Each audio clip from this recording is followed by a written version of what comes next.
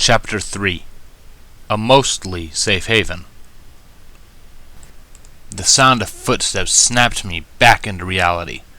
Through my peripheral vision, I could see the orange rays of the morning sun leaking through the trees.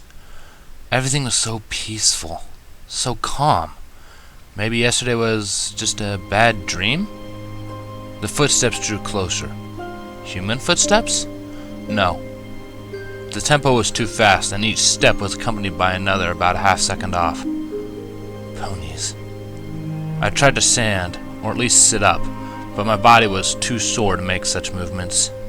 The best I could do was move my head. A twig snapped behind me. Move! With a sudden burst of energy and very much pain, I managed to roll over and prop myself up on my hands and knees. Before me, with golden rings around its neck and one of its forelegs, stood a zebra. My, what have we here? A strange new creature, it appears, she said with a smile. What the... A raspy voice escaped my throat. Forgive me for awakening you, for I knew not that you were here. Please accept my apology. She looked into my bewildered eyes before adding, there is no reason to fear. I was baffled, to say that in the least. I thought I was dreaming at first. A talking zebra randomly popping up in the middle of the forest seemed unrealistic. Then again, everything that happened before was a little unrealistic as well. Might I question why you appear so sore? To obtain those bruises, you must have had quite the chore. Where was she going with this? Surely she must have been at the village last night. It's a trap! She's toying with you!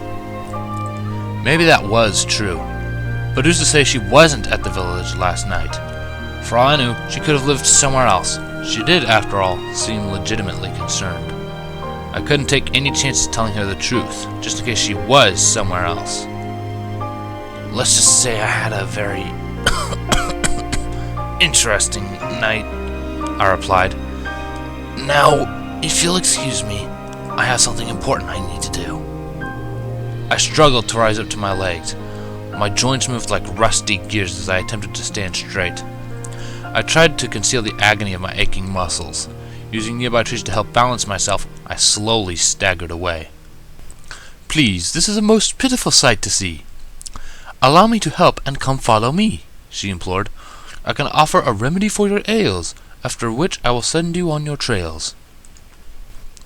I lazily bent down and lifted my hatchet. Sorry, but my mother warned me about accepting help from strangers. The zebra perched herself in front of me, and I was practically dripping from her expression. Now is not the time to be proud. Your integrity is barely sound. She made her point by tapping my injured leg. I immediately crumpled to my knees. There are creatures in this forest that will gobble you with ease. She put a hoof on my shoulder. So let me heal you, my peculiar friend. Please.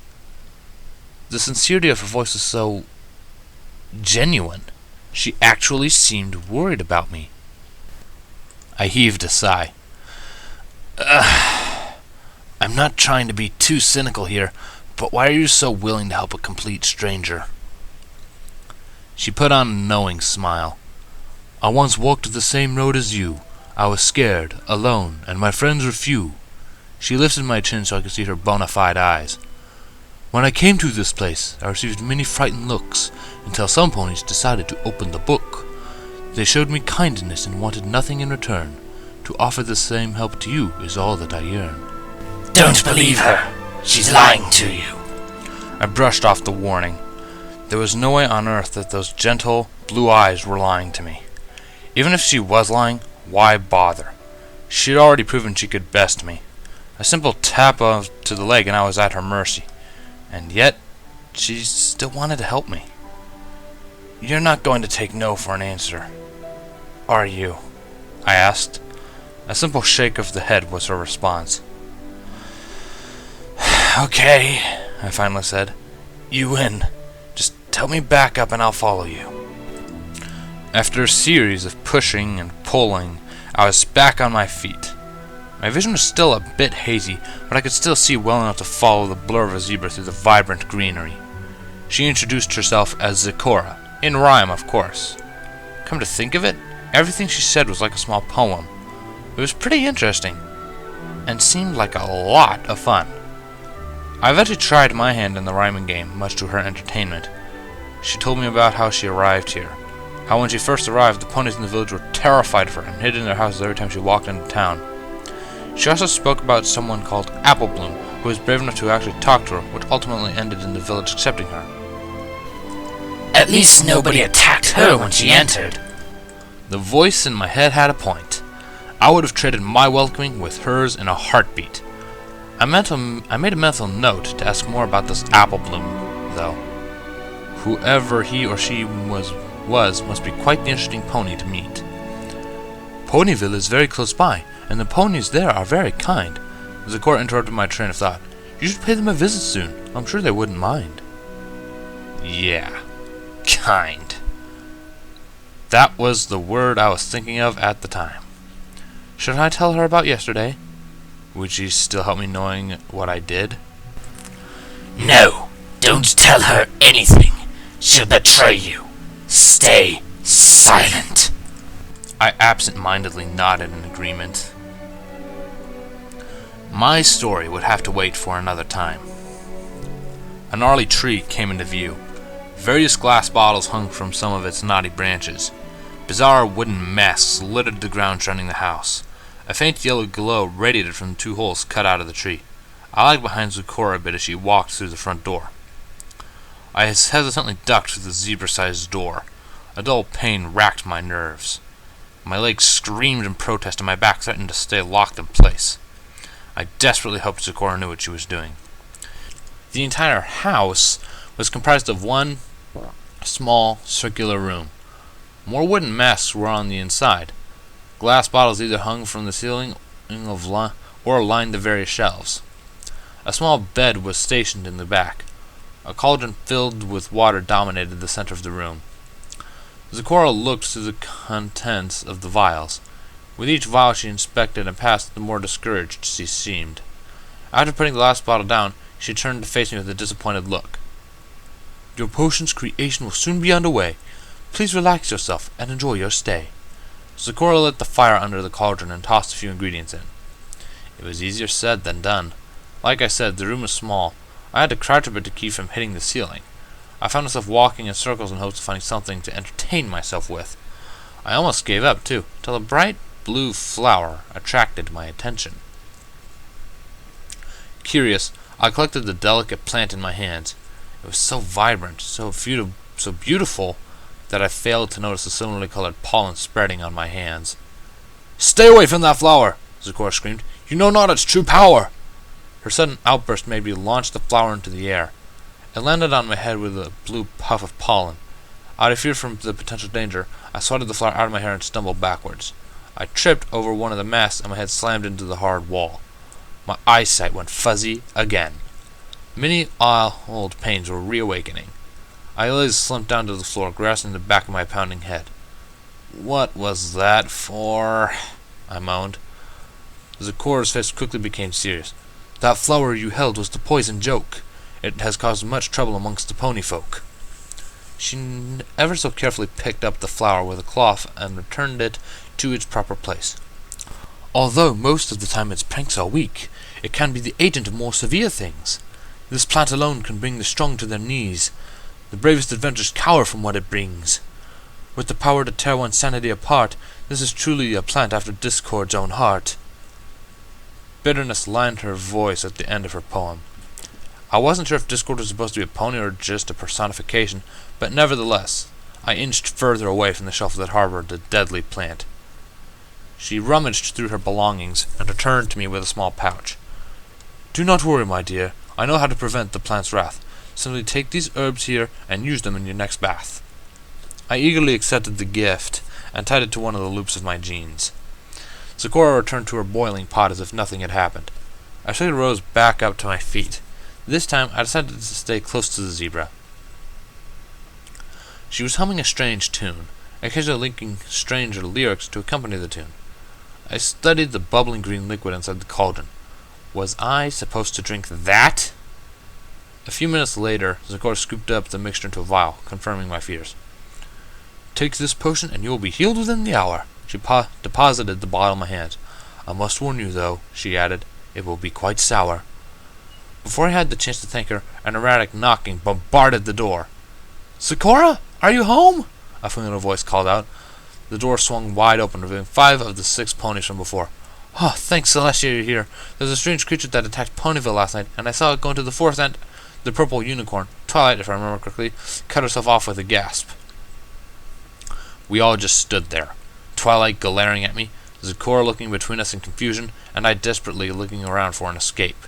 There was only one door, and the ponies were busy occupying it for me to use. There were 2 windows.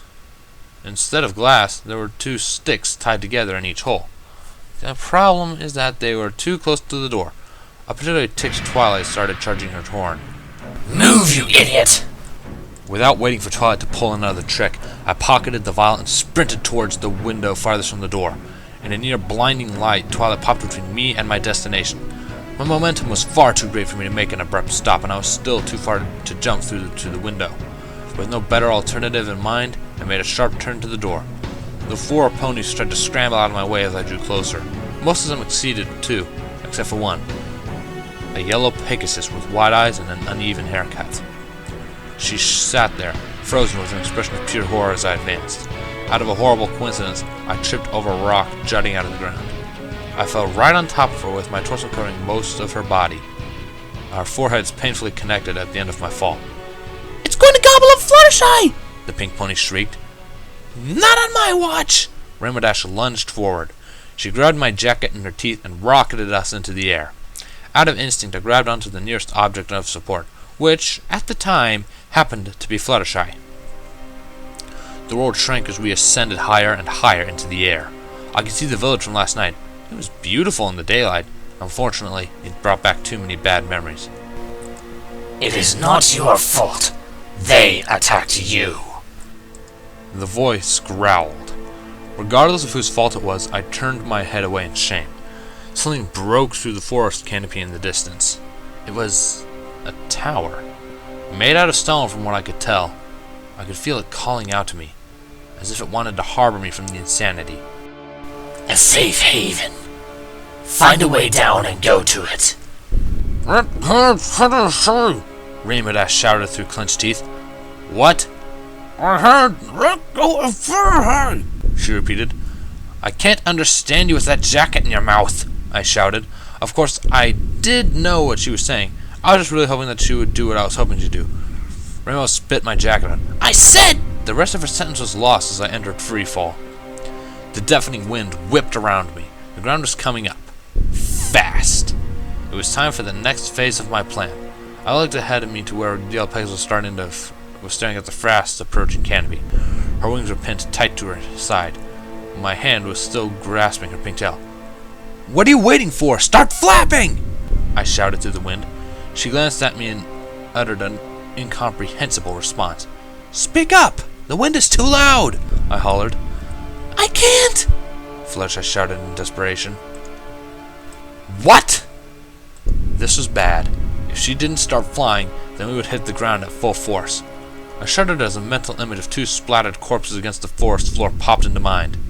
"Look, at least try flying! If you don't, we're going to be reduced to nothing more than a splatter mark on the dirt." That seemed to be the motivation she needed. Fluttershy started flapping like mad to sustain our elevation. The canopy is still approaching too fast. At this rate, we'd be lucky if we died with our insides, well, still inside. "Come on, you can do it," I muttered. Our descent slowed down, just barely. "Come on, Fluttershy, you can do this!" I raised my voice so she could hear me. The canopy came closer. Maybe we wouldn't hit it as hard as I expected. We were, after all, falling much slower than at the beginning. I guess we would figure out soon enough. We hit the canopy. Hard. Much harder than I would have liked. I lost both grip and sight of my falling companion as the branches swatted us this way and that. A vine caught on to my right leg. I flipped forward and bashed around my wounded knee into another branch. The sudden stop broke both my foot and the vine supporting me. Leaves and thorns cut through my exposed skin. A branch sprouted out of thin air and rammed into my stomach. I hung there, breathless for a second, before the weight of my legs caused me to fall backwards. I outstretched my arms in the hopes of grasping something. Anything! A vine found its way into my hand. I accumulated a rope burn while sliding down. The vine ended in a loop, allowing me some relief from my fall. The ground was only a small drop away. I loosened my grip of the vine and landed feet first. I collapsed as the pain from both my new and old injuries jolted to my brain. Maniacal laughter escaped my sore throat. Why? Because I didn't know what else to do. My sanity was hanging on by a thread. Everything seemed so unreal at this point that it might as well have been an elaborate joke. I found my pain hilarious. I found my anger hilarious. I found how I had become hunted like an animal hilarious. I found the fact that I was even laughing hilarious. Tears ran down my cheeks as I laughed away at my breakdown. Each inhale was painful to my chest, which resulted in more laughter. Nothing could possibly make this any better, I giggled/growled. Just as the last word escaped my lips, a branch snapped somewhere above me. Time seemed to slow down as I watched the yellow Pegasus fall. Cuts and bruises dominated her countenance. Twigs and leaves inhabited her mane and tail. Her wings were splayed in an unholy manner. She released a sharp exhale when her delicate frame smashed into the unforgiving earth. My laughter died down quickly. She was silent. Too silent. She wasn't moving either. My body heated up from pain and embarrassment. "Looks like I spoke too soon," I whispered. In spite of my pain, I propped myself up to get a better view of the yellow and pink mass. Her scraped back faced me, gently rising and falling to match her ragged breathing. Leave her to die. You have no reason to help her. The malice in the voice was obvious, but it was wrong. I did have a reason to help her. Not only was I the cause of her current state, but I also felt as if I owed her for our first encounter. There had to be something I could do to help her. On cue, a mysterious bottle fell out of my jacket pocket. The contents inside sloshed around as it hit the dirt. It was the potion that Zecora made! I quickly snatched our salvation and swished it around. There wasn't very much of the potion inside, only 5 mouthfuls. I had Fluttershy's form again. If what Zecora said was true, then it would be more than enough to heal us both. I ripped off the cork lid and stared at the vial. "Well, this is it," I muttered. "Bottoms up." I poured the potion into my mouth. Man, Zecora wasn't kidding when she said it was sour. I had a hard time finding the will to not spit out the medicine. My body relaxed as the potion worked its magic. My broken foot popped itself back into place. Open wounds began to close. I examined my left hand as the dead and charred skin fell off and was slowly replaced by a new layer. After what felt like a half hour, I was fully recovered. I stood up, eager to test my limitations. Incredible. No other word could begin to describe what I witnessed. I was healed in a matter of minutes simply by drinking a randomly thrown together by a rhyming zebra. A soft groan brought me back to the problem at hand. I rushed over to Fluttershy. Her condition was worse than I thought. She was struggling to breathe and had a bloody gash in her side. "It's going to be all right. Just hang in there a bit longer." I sat down next to her and propped her head on my lap. "Everything's okay. Everything's okay." I opened Fluttershy's mouth and poured in some of the vial's contents. The little Pegasus coughed, probably not expecting to be assaulted with the sour flavor. A small dribble leaked out of the corner of her mouth. Now, I whispered as I tried to wipe it off. "You need to drink your medicine. How else are you going to feel better?" She silently obliged. I stuffed the remainder of the potion in my pocket. Just like me, her wounds began mending. I stared in awe as her feathers rearranged themselves and her mane grew back to what I assumed was its original shape. What was I going to do with her? I couldn't just leave her here, but at the same time I couldn't bring her with me either. No, that would cause far too many problems. What if I took a detour? Instead of going straight to the stone tower, I could drop Fluttershy off at Zecora's house. Alright, let's get you home. I took off my jacket and turned it into a makeshift cradle. Fluttershy was fast asleep, despite it being a little past noon. I gently moved her on my jacket and lifted her up. She was much heavier than I gave her credit for, but I would be able to carry her long enough to reach Zecora's. Thankfully, the trek was uneventful. Even though the fall had disoriented me, I knew the general location of the hut. Pretty soon, I caught sight of the colorful wooden masks that marked her house. The door was left wide open. Not a pony or a zebra was in sight. I tiptoed inside. It was exactly the same as when I left. Apparently, the ponies didn't waste any time in searching for their missing friend. I gently placed Fluttershy on the bed and sat at the end with my head buried in my hands. I stole a glance at the sleeping Pegasus. The same Pegasus I mortally terrified during the storm. The same Pegasus I forced into free-falling. The same Pegasus I miraculously healed with a potion given me by a stranger. A smile graced me as she turned over in her sleep. I hugged her back gently and whispered, "Sweet dreams, pony." I exited the tree and headed off in the direction of the stone fortress. I was careful to avoid any paths or trails along the way. The last thing I wanted was another run-in. As I trekked deeper and deeper into the trees, the faint sound of roaring water grew louder. I desperately pleaded that it was purely just a coincidence. Unfortunately, all hope was shattered as a wide river took the place of the trees. Not a single bridge, natural or built, could be seen in either direction. I groaned as I realized that crossing it would be inevitable if I wanted to reach my stone sanctuary. Not even a quarter of the way across, and I was already soaked up to the stomach. I was completely drenched as I emerged from the other side. I saw a stone wall between some of the branches and vines. I made it. My safety was just beyond the trees ahead of me. I jogged into a clearing of the trees and caught my first whole glimpse of the colossal stone structure. It was in ruins. I spotted glass fragments and gaping holes where windows should have been. Chunks of walls were missing everywhere, along with most of the roof. The two large wooden doors at the entrance seemed perfectly fine, though. Still, this shelter was better than no shelter. The only thing keeping me from it was a rickety wooden bridge. I put my foot on the first plank, then the next. So far, so good. The wooden planks moaned and protested against the burden suddenly placed on them. I gripped the rope support beams for dear life, knowing the next step could very well be my last. Almost there. Just a few more steps, and... there! I sighed in relief. The bridge was sturdier than I figured. I opened the heavy doors of the castle and took in my surroundings. The ceiling in the first room was completely gone, as well as most of the windows. Plant life sprouted here and there through cracks scattered across the walls. Near what was left of the back wall rested a moss-covered sphere on a pedestal. 5 smaller platforms branched underneath it. It had a sacred air about it, as if it once held a great treasure that had disappeared. My eyelids became heavy, and I stifled a yawn. Looking up through the hole where the ceiling was, I saw that it was barely into the afternoon. Not that it helped my drowsiness whatsoever. Through one of the shattered windows, I could see the spider eye that I had spotted when Rainbow Dash was holding me hostage in the sky.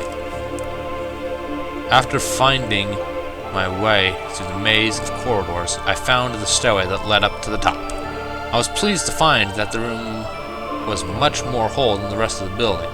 Glass covered most of the windows. There was much less plant life covering the stone room. Best of all, the ceiling in here was still intact. A throne sat on a raised platform in the back. It was missing a few chunks here and there, but it was whole where it counted. I was careful to avoid the shards of blue armor that littered the base. The throne was cushioned, much to my enjoyment. I placed the sour elixir next to the base of my seat. There I sat, alone in a strange new world. No one to talk to, no one to guide me, no one to take command and let me follow.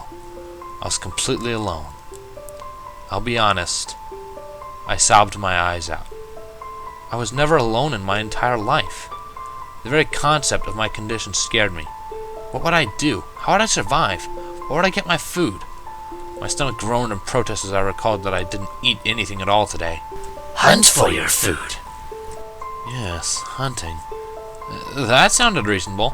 All I had to do was get my hatchet and... Oh, I'm such an idiot! I shouted. My hatchet was still at Zikora's place. It didn't even cross my mind to retrieve it as I dropped off Fluttershy. I couldn't return to Zikora either after what happened today. She would never help me. It was probably for the best anyway.